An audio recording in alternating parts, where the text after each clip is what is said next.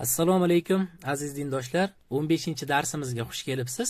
Bugungi darsimizda kaf harfini yozishni hamda o'qishni o'rganamiz. Kaf harfini yozish uchun har doimgidek 3 ta kataga olamiz hamda kaf harfi boshida ham, o'rtasida ham, oxirida ham, alohida holatda ham ikkinchi hamda 3-chi kataklarda yoziladi. Kaf harfini yozish uchun boshda holatdagi yozish uchun birinchi navbatda quyidagidek holatda yozib olamiz, keyin ustiga quyidagi belgini qo'yib qo'yamiz. O'rtasi yozish ham juda oson. Bu holatda bunday yozib olasiz, keyin tepa qismi, keyin undan oldingisiga bunday ulab qo'yiladi. So'z oxirida yozilish uchun tepadan pastga tushib kelasiz bu holatda, keyin quyidagi belgini qo'yib qo'yasiz, hamda bunday oldingisiga ulab qo'yasiz. Alohida holatda ham shu. Bu holatda tushib kelib, bu holatda yoziladi mana. Kaf harfi buni tanish juda ham oson harf hisoblanadi, chunki bunga o'xshab yoziladigan umuman boshqa harf yo'q. Faqatgina e'tibor berishingiz kerak, oxirida va alohida holatlarda quyidagi belgichasi bor. Mana shu narsa sizda qolsin. Endi buni noodatiy holati ham bor. Noodatiy holati deganimizda Qur'oni Karimda keladigan holatni tushunsangiz bo'ladi. Qur'oni Karimda kaf harfi quyidagi holatda, ya'ni uzunroq va ko'proq katakka, ya'ni katta holatda yoziladi. Bu holat Qur'oni Karimda juda ham ko'p keladi. Xo'p, endi men sizga savol beraman, har doimgidek. Bu qaysi harf deganimda, bu kaf harfi deysiz, ismi kaf. Qanday o'qiladi desam, o'zbek tilidagi k harfidek bir xil o'qiladi deb javob berasiz. Demak, bu so'z boshida, so'z o'rtasida, alohida va oxirida va alohida holatdagi yozilishlari ekan. Endi men sizga hozir shuni Qur'oni Karimdan ko'rsataman. Mana shu holatni ham aynan ko'rib o'tamiz. Eslatib o'taman, biz hozir Qur'oni Karimdan ko'ryapmiz. Siz tahoratli holatda bo'lishingiz kerak. Ixtiyoriy bitta betini ochdim. Hozir kaf harfini birgalikda qidirib ko'ramiz. Mana e'tibor bersangiz, noodatiy holatda degan aytgan holati mana qarang, katta holatda yoziladi mana. Mana shu harf kaf harfi hisoblanadi. Mana bu holatda yozilyapti. Ab yonida yozilgani esa m harfi. M harfini o'tdik. Endi keling, yana kaf harfini boshqa joylarda ham ko'ramiz. Mana e'tibor bersangiz, mana bu joyda ham kelyapti. Mana i holatda ki deb yozilyapti. Mana noodatiy holat shunday ekan. Mana qarang, shuning uchun kaf harfini tanib olish juda ham oson hisoblanadi. Bundaqa harf boshqa yo'q. Mana ko'rib turibsiz, so'z o'rtasida mana o'tgan holatimiz ham keladi. Mana shu holatlarda ham yana bir o'zingiz Qur'oni Karimdan qidirib ko'rasiz kaf harfini. Mana so'z boshida kelishi yana qarang, so'z boshida kelishini o'tdik-ku. Bu ham kaf harfi hisoblanadi. Ya'niki k deb o'qiladi. Mana r harfi qarang, r ni o'tdik. Yana o'zingiz Qur'oni Karimda o'tgan harflarimizni bir qidirib ko'rasiz. Endilikda kitobimizda k harfiga oid, ya'ni kaf harfiga oid so'zlarni o'qib ko'ramiz. Endi quyidagi so'zlarni birgalikda o'qib ko'ramiz. Bu mana k harfi ko'rib turibsiz. K a m. Hamma to'xtash. Kam. K u m. Kum. K u n. Kun. K a y. Bu to'xtash bildiradi, bilasiz. Kay. Shunda b a k. Bak.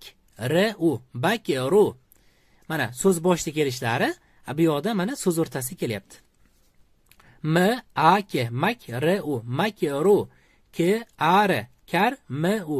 Kar mu. K a n. To'xtayapmiz. Kan z u. Kan zu.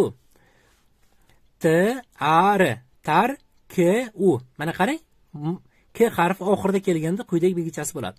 Shunda t a r. Tar ku. K a t a b a. Kataba. Endi bunisi y a k. Yak. T u b u. Yak tubu. T a r o k a. Taroka. Y a t. Yat. R u k u. Yat ruku. K. Qarang, mana aynan shunaqa o'qib mashq qiling. Birdan tez o'qib olmaysiz. Mana qarang, birinchi o'rtasidan boshlab o'qiyapman, keyin tepa pastda nimadir chiqib qolsa o'qib ketyapman. K a t a b. Kataba. Kataba. Qarang, b harfini ustida yumaloq kelsa, i ga mol tebratlarda kechib o'tdik. Shunga e'tibor berasiz. Kataba. Kataba tum. A m a r o k a. Amaroka. A m a r o t. K a. Amarotka.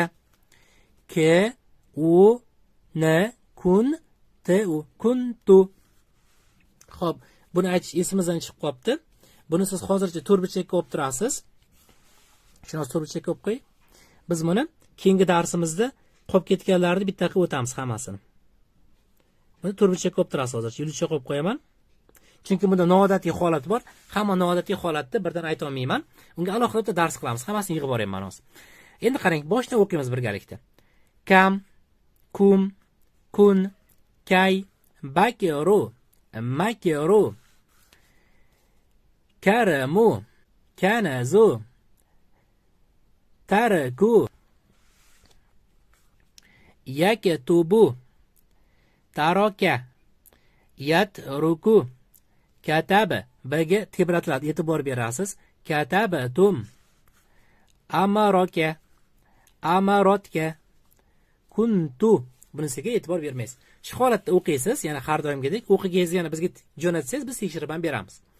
Xo'p, bugungi darsimiz shundan iborat edi. Agar sizda ayrimlarda k harfini yozishda sal muammo bo'ladi. Agar sizda muammo bo'lsa, bizni Telegram guruhimizga yozing. Hozir Telegram guruhimizda YouTube'dagilarga ham e'lon sifatida aytib o'taylik. Telegram guruhimizda hozirda testlar yechayapmiz hamda musobaqalar o'tkazyapmiz. Telegram kanalimizga ham ulanib olishingizni maslahat beramiz. Endi qarang, agar k harfini yozishda qiynalsangiz, Telegram kanalda men qiynalyapman deb yozing. Men sizga yozib video tashlab yuboraman har birini yozilishlari bilan. Yana bir o'z birinchi mehnat qilib ko'ring. Xo'p, sizga uy vazifa har doimgidek birinchi navbatda leksiyani yozib olasiz. Keyin leksiyani yozib bo'lganingizdan keyin mana kitobdagi so'zlarni birinchi o'qiysiz hamda mana bir nechtasini yozib ko'rsatib berdik. Shu holatda hammasini o'zingiz yozasiz. Keyingi darsimiz yana 2 kundan keyin bo'ladi.